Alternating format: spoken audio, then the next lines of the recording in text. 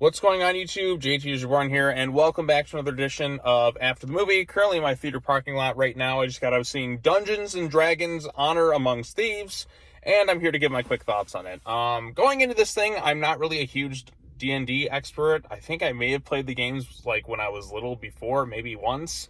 But I really don't have much knowledge. I don't have any friends that I'm aware of really get into it or play anything like that. My knowledge of Dungeons and Dragons comes from other people talking about it, and of course the classic film from the year 2000 starring the so over the top Jeremy Irons as Profion. Yes. Oh my god, that movie is so terrible, but Jeremy Irons is so entertaining in it. It's a pretty entertaining, so bad it's good movie. Like, that movie is awful, but Jeremy Irons is so entertaining in it. It's actually kind of worth watching. Never watched the sequels that went to straight to Sci-Fi Channel, but as a so bad it's good movie, it is a pretty entertaining one.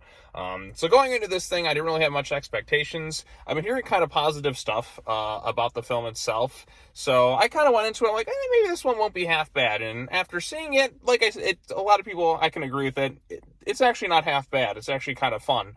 I'm somebody who, like I said, doesn't really have much knowledge about Dungeons and Dragons. I mean, I've gone to, I don't know, like the medieval times equivalent stuff. I've gone to stuff like that, but I'm not really well versed in that lore or the world surrounding it and all the quests and stuff. But I assume people who have played the games, which this is based on, probably will come away enjoying this thing a lot. It definitely seems like it's made by people who really like the lore and care about it. It's genuinely pretty funny in certain instances. I thought the world itself was interesting, and I always like just a bag of misfit heroes who are really kind of incompetent at what they do, trying to do what they can to power through the situation. So that's kind of in essence what they got to go on. They got to steal things. They got to try and save the world, if you will. Main villain is just kind of so-so, but this movie stars Chris Pine's one of my favorite actors. I mean, the guy is always pretty solid, especially in this kind of role, is kind of like this reluctant type hero who's also kind of an idiot at times, a bit of a screw up, but it's just the way he carries himself. He's always pretty good. And you have Michelle Rodriguez doing, I guess you want like kind of the typical Michelle Rodriguez role. She's tough, but she still has some humor with her. You had Justice Smith, who is the sorcerer, who is not very good at his job. You had Hugh Grant, who looks like he's having a lot of fun. Not as entertaining over the top as Jeremy Irons was, but he's just, he's kind of a pathetic guy in power. So you're kind of noticing a tendency here. There's a lot of pathetic people in power. Then you had, that girl from It who played Beverly Marsh? I think her name's Sophia Lillis. I think Bradley Cooper, who makes a cameo in this thing. But there is generally some really funny stuff in here, some real creative action. Like I said, this, and there's also some practical sets and on-location stuff, so I like seeing that. The world itself, encompassing all this, it's a well-established world, and you get the sense that this is a world that's been lived in. If you're somebody who's not familiar with it, it doesn't really take the time to just kind of explain everything. You just kind of just thrown right into the mix of it, and you kind of just roll along with the punches. There's kind of like some self-awareness at times with the humor and stuff. It's like, magic seems like it could solve anything, but it can't actually do that. But then something comes up and plays within the joke that they're going along with it. But there's a lot that goes on in this thing, and I think it is a pretty fun time for the most part. There are certain instances where it definitely drags, and that's more towards the middle, and especially in some bits in the first part of it too, where they're really trying to set things up, and they go into the long expository detail about what's going on, which I feel like is probably what happens when people play Dungeons and Dragons. There's always this long pause of, okay, here's the rules, let's go over them. They go into a really long, tedious explanation of everything that's going on here. Those portions can kind of drag, and some instances, like I said, do drag. But the action's creative. It's funny at times. It does have a heart at the center of its story. Nothing like mind-blowing or anything like that, but for killing like a quick 2 hours, it wasn't all that bad. It's definitely better than the early 2000s one. Although the early 2000s one, I feel like, is a little bit more memorable because it's so bad. And it's genuinely like really funny as like in terms of like an awful so bad it's good movie.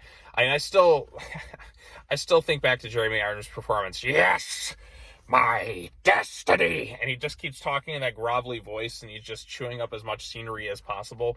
But this is a much better made movie. It is a better movie overall, but like that one it's a very entertaining, so bad it's good movie, and this one is a genuinely fine movie going experience. I don't know if they're going to do any other ones. I think word of mouth should probably be positive on this thing, but then again, the Mario Brothers movie comes out next week, and that movie's probably going to crush it at the box office, leaving Dungeons and Dragons in a bit of the dust. But you can tell this is made by people who care what they're doing. There's a lot of effort and care put into the world building, and there's a genuine effort to make an entertaining movie. So I think they, for the most part, succeeded with that.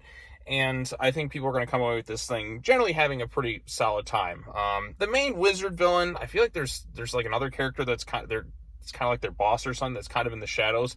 Never really quite explained, so maybe there's a longer version or they're setting things up for a sequel. But you have like this red wizard chick, and probably who makes for a very underwhelming villain, or villainess, or whatever you want to go. But there is some stuff that feels like it's pulled right out of the Avengers with the whole climax in the movie. I don't want to fully give it away, but let's just say in the first Avengers movie, there was a scene with Hulk and Loki that takes place, and there's definitely something that feels like a callback to that. It's funny, but it felt kind of familiar with what happens. But for the most part, it makes for an entertaining movie in that regards. So there you go. As somebody who's not an expert on it, I thought for the most part it was entertaining. Did drag in some bits. The villain was not all that interesting. Hugh Grant, like I said, he was having fun, but man, can you imagine Jeremy Irons from like the 2000s movie in this movie as the villain? Would have made for something a little bit more entertaining. You do get some dragons in there, and you do get your dungeons. The use of the dragon is kind of funny. You have this really obese dragon that can barely move. That was kind of fun. I didn't really expect to see that, so there's some laughs to be played out with some of that stuff, and there's definitely a lot of conveniences that happen in this thing, but I take it that's more in line with the game where a lot of that stuff kind of happens. But yeah, so I mean, this is a movie made by people who clearly seem to care about the source material. There is an effort to film on locations, which I appreciated. Maybe they filmed in New Zealand and other things going on there. There is money thrown at the screen with this adaptation, so I think this thing has a chance to have strong word of mouth and maybe do well, but only time will tell. So there you go. Those are my quick thoughts on Dungeons and Dragons: Honor Among Thieves.